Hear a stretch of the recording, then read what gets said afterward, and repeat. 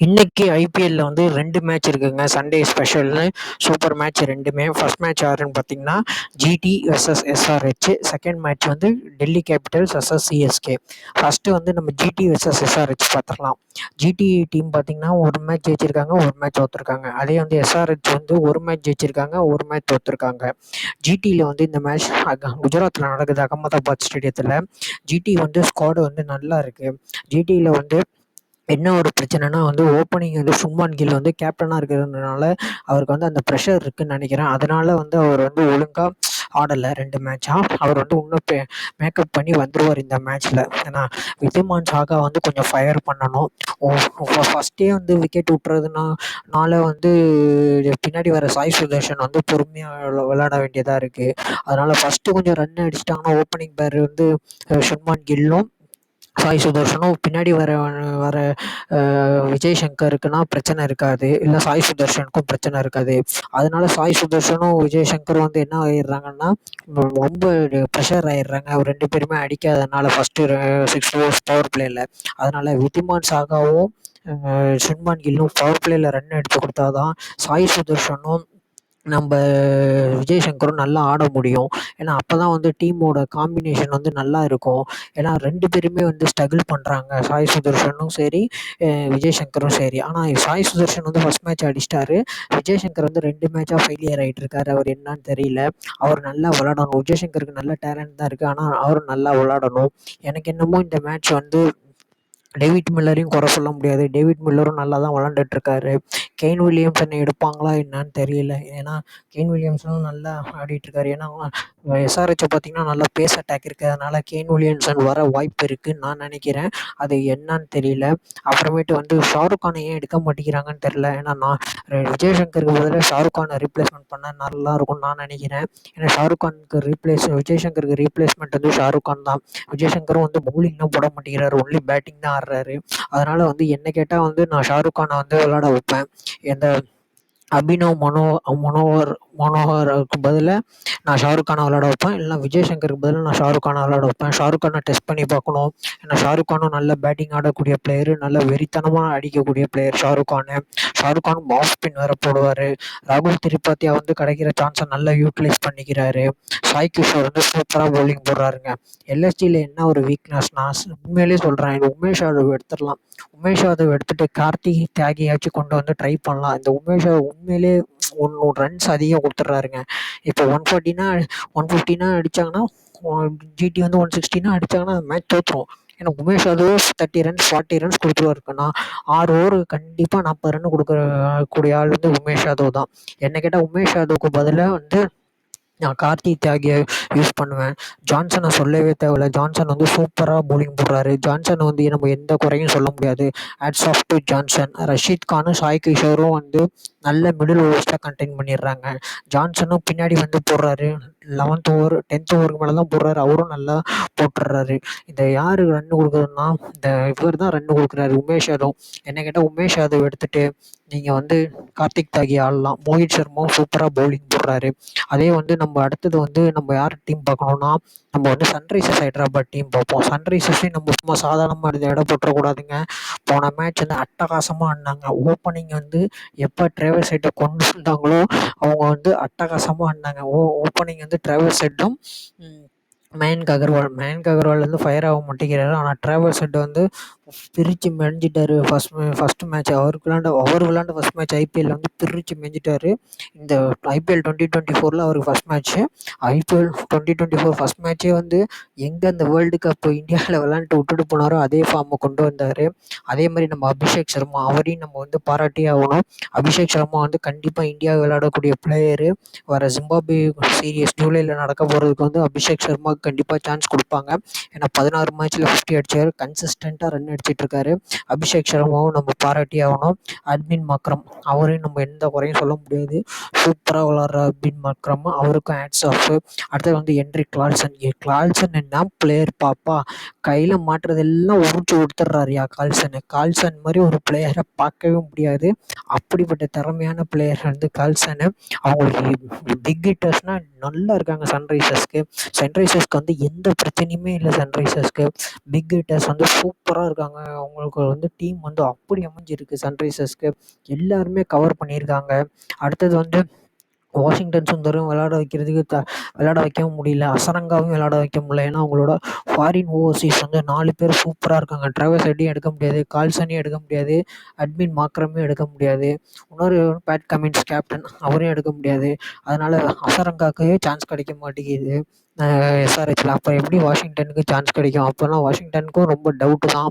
ஆனால் பவுலிங் வந்து இன்னும் கொஞ்சம் என்ன கேட்டால் நட்ராஜனுக்கு வந்து நிகழ்னாங்க. நட்ராஜனுக்கு இந்த மேட்ச் சரியாயிரும்னு நினைக்கிறேன். ஜேவித் உனட்கட் வெளில போயிடுவார், நட்ராஜன் உள்ளே வந்துருவாருன்னு நினைக்கிறேன்.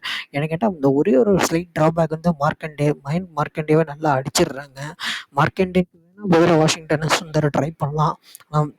மார்க்கண்டே வந்து லெக் ஸ்பின்னரு, அந்த ஒரு பெனிஃபிட் இருக்குது அவருக்கு. அதனால தான் அவர் டீமில் இருக்காருன்னு நான் நினைக்கிறேன்.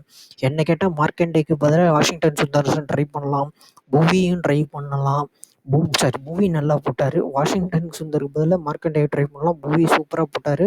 ஷபாஷ் அகமது சூப்பராக போட்டார். உமர் மாலிக் எக்ஸ்பென்சிவாக இருந்துச்சு. அதை மட்டும் அவங்க பவுலிங் அட்டாக்ல வந்து என்ன சேஞ்ச் பண்ணுவாங்கன்னா, ஜேவேத் உனட்கட் எடுத்துகிட்டு நட்ராஜன் நாளைக்கு உள்ளே வந்துருவார். மற்றபடி எல்லாம் சேம் டீமாக தான் இருக்கும். மற்றபடி டீமில் மாற்றுறதுக்கு எந்த சான்ஸும் இல்லை. ஒரே சான்ஸ் வந்து இதான், நட்ராஜன் உள்ளே வந்துடுவார், ஜேவேத் உனட்கட் வந்து வெளில போயிடுவார். மற்றபடி எஸ்ஆர்ஹெச் டீம் வந்து எந்த மாற்றமும் இருக்காது. எஸ்ஆர்ஹெச் வெர்சஸ் ஜிடியில் வந்து என்னோட ப்ரெடிக்ஷன் வந்து எஸ்ஆர்ஹெச் தான். ஏன்னா எஸ்ஆர்ஹெச்சில் வந்து ஃபாஸ்ட் பவுலிங் நல்லா இருக்குது, பவுலிங் நல்லா இருக்குது, பேட்டிங்கும் நல்லா ஆடுறாங்க எஸ்ஆர்ஹெச்சில். ஜிடியில் வந்து என்ன ப்ராப்ளம்னா பவுலிங் சரியில்லை, ஓப்பனிங் பார்ட்னர்ஷிப் சரியில்லாதனால நான் வந்து எஸ்ஆர்ஹெச்சுக்கு போகிறேன் நாளைக்கு மேட்ச்சுக்கு. என்னோட ப்ரெடிக்ஷன் வந்து ஜிடி எஸ்எஸ் எஸ்ஆர்ஹெச்சில் வந்து எஸ்ஆர்ஹெச் தான் கண்டிப்பாக வந்து ஜெயிப்பாங்க. அதில் எந்த மாற்றமும் இல்லை. ஏன்னா எஸ்ஆர்ஹெச் டீம் வந்து அவ்வளோ ஸ்ட்ராங்காக இருக்குது, ஜிடி வந்து கொஞ்சம் வீக்காக இருக்கிறதுனால நான் வந்து எஸ்ஆர்ஹெச்சுக்கு தான் ஃபுல் சப்போர்ட் பண்ணுறேங்க. அடுத்த மேட்ச் பார்த்தீங்கன்னா நம்ம சென்னை சூப்பர் கிங்ஸ் வெர்சஸ் டெல்லியோட ஹோம் கிரவுண்டில் ஃபஸ்ட் மேட்ச் விளாட்றாங்க. டெல்லி டீமை நான் என்ன தான் சொல்கிறதுன்னு தெரில. டெல்லிகிட்ட வந்து ஒரு பவுலிங் அட்டாக்கு சுத்தமாக கிடையாது. டெல்லி ஜீரோ பவுலிங் அட்டாக்கில் யாருமே டெல்லிக்கு வந்து பவுலிங்கே போகிற அளவுக்கு வாய்ப்பே இல்லை. ஏன்னா டெல்லி பவுலிங்கை பார்த்தீங்கன்னா யார் இருக்கான்னு பார்த்தீங்கன்னா நார்க்ரியா நேற்று போன வாட்டி தான் ஃபஸ்ட் மேட்ச் விளாண்டாரு. ஃபஸ்ட் மேட்ச் ரொம்ப எக்ஸ்பென்சிவ் ஆகிட்டாரு. நோக்கியா வந்து வெளுத்துட்டாங்க ஃபஸ்ட் மேட்ச்சில். பராகு போட்டு வெளுத்தெடுத்துட்டார் ரியான் பராகு. கலீல் அகமது எக்ஸ்பென்சிவாக இருக்கார். முகேஷ் குமாரையும் அடிச்சிடுறாங்க. அவங்களுக்கு யாரை தான் விளையாட வைக்க போகிறாங்கன்னு தெரில. என்ன கேட்டால் வந்து ஜெயின் ரிச்சர்ட்சன், அவரும் ஆஸ்திரேலியாவோட 2020 பவுலர் வந்து ஸ்பெஷலிஸ்ட் அவர் தான். நோக்கியா வந்து 150 போடுறாரு, நான் 150 அடிச்சிடுறாங்க. கண்டெயின் பண்ணணும்னா என்ன கேட்டால் ரிச்சர்ட்சனை கொண்டு வருவேன். ஆஸ்திரேலியா ரிச்சர்ட்சன் அவர் கொஞ்சம் நல்லா போடுவார். குல்தீப்பும் கொஞ்சம் ஃபெயிலியர் ஆகிட்டே வர்றாரு, பவுலிங் சரியில்லை. ஏன்னா கலீல் அகமது சுத்தம் சரியில்லை. அடுத்து வந்து அக்ஷர் பட்டேலும் பரவாயில்ல, ஆனால் போன மேட்ச் வந்து மித்தல் மார்ஷ் பவுலிங் போடவே இல்லை. அக்ஷர் பட்டேலும் கொஞ்சம் எக்ஸ்பென்சிவாக தான் இருக்கார், விக்கெட் எடுக்க மாட்டேங்கிறாரு. ஜிடிக்கு டெல்லி கேபிட்டல்ஸ்க்கு வந்து எல்லாமே பிரச்சனையாக இருக்குங்க. பேட்டிங்கும் வந்து ஓப்பனிங் வந்து மிட்டல் மார்ஷ், டேவிட் வார்னர் நல்லா ஆடிடுறாங்க. ஆனால் இந்த ஒன் டவுன் வந்து யார் விளாட்றனா ஏதோ ரிக்கி போய்ங்கிறாங்க. ரிக்கி போய் என்ன தான் விளாடுவாருன்னு தெரில. அந்த ரிக்கி போய் பவுன்சர் போட்டால் காலி ஆகிடுறாரு. எல்லோரும் கொஸ்டின் பண்ணுறாங்க, ஏன் பிருத்திவி ஷாவை எடுக்க மாட்டேங்கிறீங்கன்ட்டு. ரிக்கி போய்க்கு பதிலாக பிருத்திவி ஷா வச்சு ஒன் டவுன் ஆட வைக்கலாம். அப்படி ஒன் டவுன் ஆட வைக்கணும்னா யாஷ் டாலையாச்சும் நீங்கள் ட்ரை பண்ணலாம். நாளைக்கு வந்து ஜிடி வந்து ஃபஸ்ட் மேட்ச் விசாகப்பட்டினத்தில் ஆடுறாங்க, வைசாக்கில். அதனால் ஜிடி வந்து நாளைக்கு வந்து டவுட்டு தான். ஜிடி ஏன்னா சென்னையை அடிக்கிறதுக்குன்னா ஜிடிக்கு வந்து அவ்வளோ இதுனா கிடையாது. நாளைக்கு வந்து பார்க்கும்போது டெல்லி கேபிட்டல்ஸ் வர்சஸ் சிஎஸ்கேல வந்து டெல்லி கேபிட்டல்ஸ் வந்து ஒன்றும் சொல்கிறதுக்கு இல்லை. அதே வாட்டி நம்ம சிஎஸ்கே பார்த்திங்கன்னா சிஎஸ்கேல எல்லாமே பர்ஃபெக்டாக இருக்குது. ஓப்பனர்ஸ் வந்து கைக்வாடும் நம்ம சச்சின் ரவீந்திரனும் சூப்பராக ஆடிடுறாங்க. ஓப்பனிங்லேயே அவங்க வந்து செட் பண்ணிடுறாங்க டோனை. அதே மாதிரி மெயினாக வந்து சச்சின் ரவீந்திரன் தான் ரொம்ப அட்டாக்கிங்காக ஆடுறாரு. சென்னை சூப்பர் கிங்ஸ் வந்து ஃபுல் ஃப்ரீடம் கொடுத்துருக்காங்க போல அவருக்கு, நீ எப்படி வேணால் ஆடிப்பான்ட்டு. அதனால் சச்சின் ரவீந்திரனும் நம்ம கைக்வாடும் சூப்பராக ஆடிடுறாங்க. அதே இந்த சைடு வந்து அஜிங்கே ரகானே தான் கொஞ்சம் ஃபெயிலியராக இருக்கார். ஃபெயிலியர் மீன்ஸ் கொஞ்சம் நல்லா அல்லனா அஜிங்கே ரகானே வந்து ஒரு மெயின் பிளேயர் சென்னை சூப்பர் கிங்ஸ்க்கு. அவர் எந்த நேரத்தில் ஃபயர் ஆவாருன்னு நம்மளுக்கே தெரியாது. ஆனால் அப்படி ஃபயர் பண்ணுற பிளேயரு. சென்னை சூப்பர் கிங்ஸ் எப்பயுமே வந்து பேக் பண்ணுவாங்க, விட மாட்டாங்க, ட்ராப்லாம் பண்ண மாட்டாங்க. அதனால் அஜிங்கிய ரஹானே நல்லா விளாடுவார். அதே மாதிரி சமீர் ரிஸ்வி என்ன டேலண்ட்டுங்க அவர். போட்ட ஃபஸ்ட்டு பாலே சிக்ஸ் அடித்தார். அதுவும் யாரை நம்பர் 1 2020 பவுலர் ரஷீத் கானை வந்து ஃபஸ்ட்டு பாலே சிக்ஸ் அடிக்கிறாருன்னா அவர் என்ன மாதிரி டேலண்ட்டுன்னு பாருங்கள். ரஷீத் கானா இன்னொரு ஓவர் 2 சிக்ஸ் அடித்தார் ஒரே ஓவரில். அது மாதிரி சமீர் ரிஸ்வி வந்து பயங்கரமான டேலண்டான பிளேயருங்க. அடுத்து நம்ம மெயின் மேன் சிவம் துபேக்குன்னா நாளைக்குன்னா அக்சர் பட்டேலும் குதிப்பாத குட்டி மாட்டிக்கிச்சுன்னா கையில் பிரித்து கொடுத்துருவார் சிவம் துபே. அதனால் சிவம் துபே வந்து நாளைக்கு வந்து ஸ்பின்னர்ஸ் போட ஆரம்பிச்சிட்டாங்களே, சிவம் துபே இறக்கி விட்டுறாங்க சென்னை சூப்பர் கிங்ஸை. சிவம் துபேக்கு வந்து நல்ல சான்ஸ் இருக்குது. நல்லா நாளைக்கு ஒரு மறுபடியும் இன்னொரு 50 அடிக்கிறதுக்கு நல்ல சான்ஸ் இருக்குது சிவம் துபேக்கு. அடுத்தது வந்து பார்த்திங்கன்னா டேரல் மிச்சல் தான் கொஞ்சம் நல்லா விளாடலை. டேரல் மிச்சலையும் சப்போர்ட் பண்ணுவாங்கன்னு நான் நினைக்கிறேன். டேரல் மிச்சல்லாம் மாற்ற மாட்டாங்க. அதே மாதிரி ஏன் ஷர்துல் தாக்கூரை எடுக்க மாட்டேங்கிறாங்கன்னே தெரில. என்ன கேட்டால் தேஷ்பாண்டேக்கு பதிலாக ஷர்துல் தாக்கூரை கொண்டு வரலாம். ஆனால் அதுவும் செய்வாங்களா என்னன்னு எனக்கு தெரில.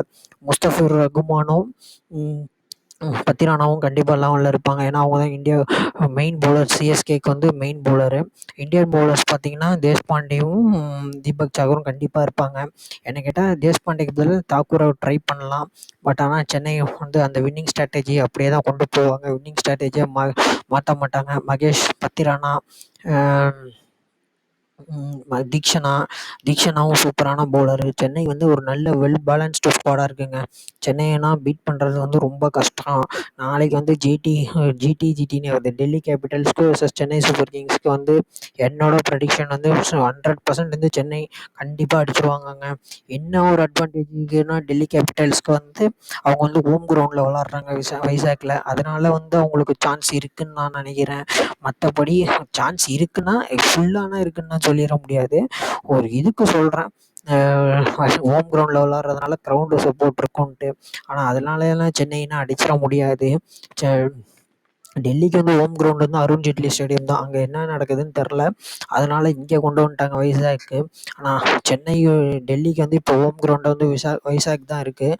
அதனால் சென்னை வர்சஸ் டெல்லி வந்து மேட்ச் வந்து 100% வந்து சென்னை ஜெயிச்சிடும். அதில் எந்த மாற்றமும் இருக்காது.